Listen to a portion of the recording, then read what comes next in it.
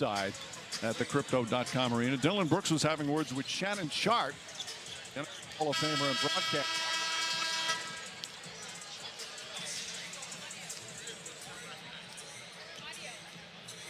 And you see Steven Adams comes over to protect his guy along with the supporting cast, and then Shannon Sharpe still talking, and T. Morant, John Morant's dad, comes over. Had an opportunity to talk to T. Morant, and he said, my blood pressure didn't go up a bit. Nothing but love and respect for Shannon Sharpe. It's a bunch of guys talking a bunch of trash. I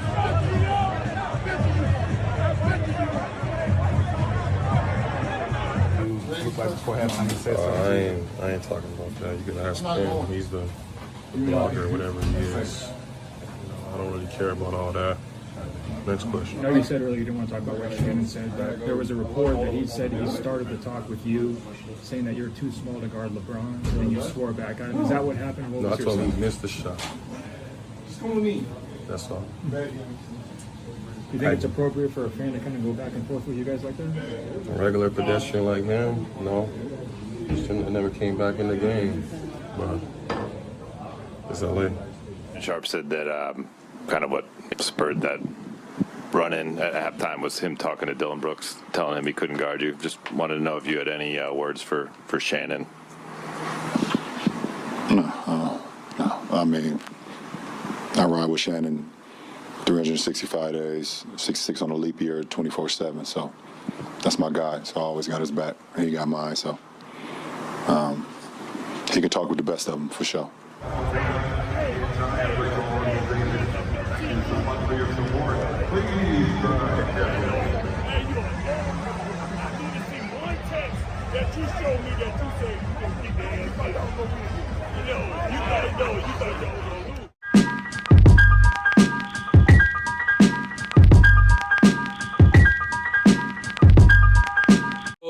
So you seen it last night. I'm out of town, so I'm kind of late. So apparently Shannon Sharpe, the biggest LeBron fan, if you watch Undisputed, if you're familiar with that, even though he accuses Skip Bayless of riding Tom Brady's jock, he basically does the same thing with LeBron James.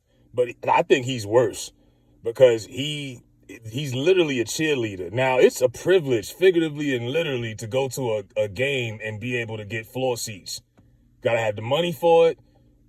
It's an honor to be that close to professional basketball players if you love the game.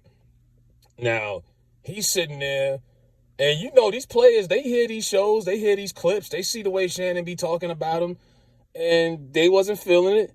He wrote a full caption breaking down what happened, T. Morant, who I believe is probably younger than Shannon also. The fact that Shannon Sharpe's like 53 years old, as yoked up as he is, out here trying to fight a bunch of young men half his age, is embarrassing. It's ridiculous.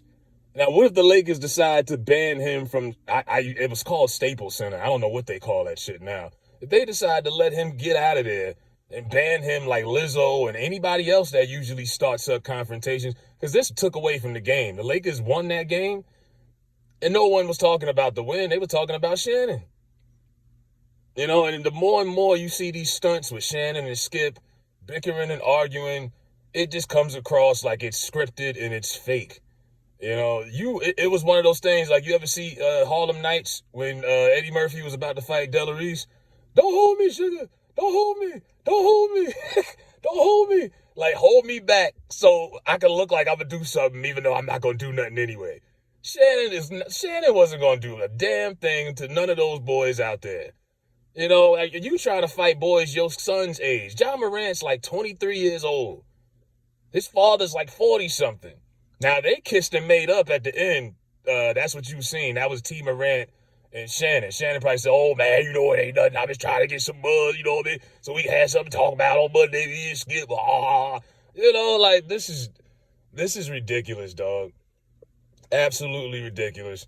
And, I mean, for what? You know what I mean? Like, to me, I still think they should cancel that show. My prediction, Fox is hosting the Super Bowl this year, and they probably got a whole big lineup and a whole bunch of to-do for the show, Hall of Famers, guests, celebrities in Arizona, and then they'll pull the plug. But Skip and Shannon, I don't know who's worse these days.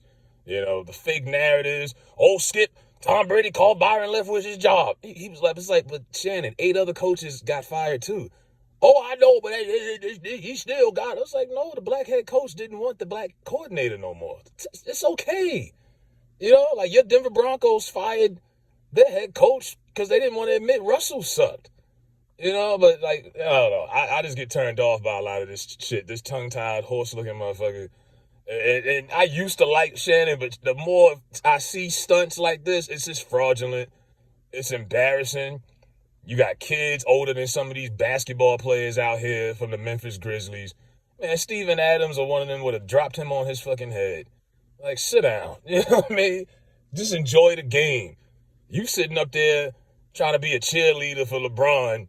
Oh, you see what Goat James did? Oh, I'm like, dude, at this point, and I got nothing against LeBron. LeBron pushing 40 is only playing at this point to break records.